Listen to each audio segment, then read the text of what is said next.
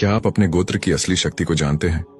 यह कोई परंपरा नहीं, यह कोई अंधविश्वास नहीं, यह आपकी आत्मा का प्राचीन कोड है। इसको अंत तक सुनिएगा। हो सकता है आपका पूरा अतीत, आपकी आत्मिक यात्रा इसी पर टिकी हो। पहला, गोत्र कोई उपनाम नहीं, आपकी आध्यात्मिक डीएनए है। सबसे आश्चर्य की बात क्या है? अधिकतर लोग जानते ही नहीं कि उनका गोत्र क्या है। हमें लगता है ये बस एक लाइन है जो पंडित जी पूजा में पूछते हैं, लेकिन ये सिर्फ रस्म नहीं। आपका गोत्र दर्शाता है कि आप किस आर्षि की मानसिक, आध्यात्मिक और ऊर्जात्मक परंपरा से जुड़े हैं। खून से नहीं, विचार, तरंग, तप और चेतना से। हर हिंदू एक आर्षि की ऊर्जा रेखा से जुड़ा होता है। वे आर्षि आपके बौद्धिक और आत्मिक पूर्वज हैं। दूसरा, गोत्र जाति नहीं होता। आज बहुत लोग भ्रमित हैं। गोत्र का कोई संबंध ब्राह्मण, क्षत्रिय, वैश्य या शूद्र से नहीं है। यह जातियों, उपनामों, राज्यों और राजाओं से पहले अस्तित्व में था। यह शक्ति आधारित नहीं, ज्ञान आधारित पहचान थी। हर उस व्यक्ति को गोत्र दिया जाता था जिसने किसी आर्षि की शिक्षाओं को ईमानदारी से अपनाया। इसलिए गोत्र कोई जातीय लेबल नहीं, बल्कि एक आध्यात्मिक विरासत की मोहर है। तीसरा, हर गोत्र एक सुपरमाइंड से जुड़ाव। उदाहरण, वशिष्ठ गोत्र श्री राम के गुरु वशिष्ठ आर्षि। भृगु गोत्र वेदों के लेखक योद्धा गुरु। कश्यप गोत्र आयुर्वेद और सृष्टि विज्ञान के ज्ञाता। ऐसे 29 प्रमुख गोत्र हैं। हर एक किसी आर्षि की चेतना से जुड़ा है। ये आर्षि वैद्य, ज्योतिषी, ध्यान साधक, योद्धा या प्रकृति वैज्ञानिक थे। आपका गोत्र तय करता है आपके अंदर किस तरह की ऊर्जा गूंजती है। चौथा, क्यों एक ही गोत्र में विवाह वर्जित था? स्कूल में यह नहीं पढ़ाया जाता, पर यह प्राचीन भारतीय जेनेटिक साइंस है। गोत्र पितृवंश से चलता है, यानी पिता के द्वारा। इसलिए एक ही गोत्र के दो लोग आनुवंशिक रूप से भाई बहन जैसे माने जाते हैं। ऐसे विवाह से संतान में मानसिक और शारीरिक विकार की आशंका रहती है। हजारों वर्ष पहले, जब पश्चिम को जेनेटिक्स का पता भी नहीं था, भारत में गोत्र से जेनेटिक ट्रैकिंग होती थी।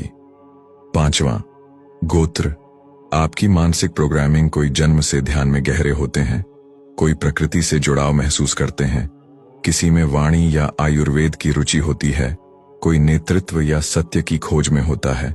ऐसा क्यों है? क्या कभी आपने सोचा है? क्योंकि आपके गोत्र के आर्षि की चेतना आपकी आत्मा में आज भी ध्वनित होती है। यह संयोग नहीं, यह आध्यात्मिक ब्लूप्रिंट है। छठा, पहले शिक्षा गोत्र के आधार पर दी जाती थी।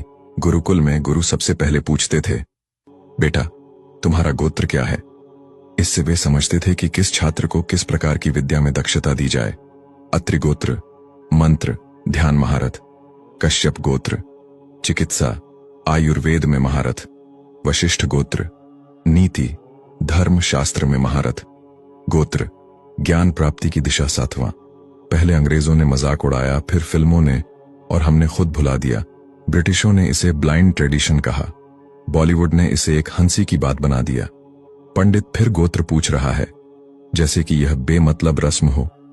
हमने अपने बुजुर्गों से पूछना बंद कर दिया, अपने बच्चों को बताना बंद कर दिया। लाखों साल पुरानी व्यवस्था बस 100 साल में मुरझा गई। उसे किसी ने नहीं मारा, हमने ही भुला दिया। आठवां, अगर आप अपना गोत्र नहीं जानते तो आपने आत्मा का नक्शा खो दिया है। कल्पना कीजिए, आप किसी शाही वंश से हों, लेकिन खुद नहीं जानते। आपका गोत्र खास आपकी आत्मा का जीपीएस है। जीपीएस सही मंत्र जानने का, सही साधना, सही विवाह और सही मार्गदर्शन पाने का। इसके बिना हम धर्म के भीतर ही अंधे होकर चल रहे हैं। नौवां, गोत्र की पुकार कोई औपचारिकता नहीं। जब पंडित जी आपके गोत्र का उच्चारण करते हैं, वे एक ऊर्जात्मक संवाद शुरू करते हैं। मैं भारद्वाज गोत्र का वंशज आज यह संकल्प करता हूं। इस प्रकार का संकल्प या उच्चारण एक अलग तरह की ऊर्जा से संवाद शुरू करता है, जिसका आभास साधारणतया मनुष्य को नहीं होता। यह रस्म नहीं, यह आर्षि चेतना से पुनः जुड़ने की प्रक्रिया है। पवित्र, जागृत, सजीव है। 10वां, इसे फिर से जीवित करो। इसके विलुप्त होने से पहले अपने माता पिता, दादी दादा से पूछिए, अपने गोत्र को जानिए, उसे लिखिए, अगली पीढ़ी को बताइए, गर्व से कहिए, मैं सिर्फ 1990 या 2000 में जन्मा इंसान नहीं हूं। मैं उस चेतना का वाहक हूं जिसे एक आर्षि ने हजारों साल पहले प्रज्वलित किया था।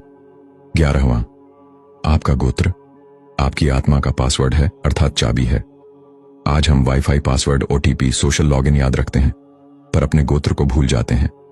वह एक शब्द जो आपकी चेतना, आदतें, पूर्वकर्म, आध्यात्मिक शक्ति सब खोल सकता है। यह लेबल नहीं, यह चाबी है। 12वां, स्त्रियां विवाह के बाद गोत्र खोती नहीं है। यह एक सामान्य भ्रांति है। विवाह के बाद स्त्री का गोत्र नहीं बदलता। श्राद्ध और संस्कारों में वह पिता का गोत्र ही धारण करती है। क्यों? क्योंकि गोत्र पितृरेखा से वाई क्रोमोसोम चलता है। स्त्री ऊर्जा को वहन करती है, पर आनुवंशिक रूप से नहीं बढ़ाती, इसीलिए उसका गोत्र मौन रूप में जीवित रहता है। 13वां, भगवानों ने भी गोत्र का पालन किया। श्री राम और सीता के विवाह में भी गोत्र देखे गए। श्री राम इक्ष्वाकु वंश, वशिष्ठ गोत्र। सीता जी जनक की पुत्री, कश्यप गोत्र।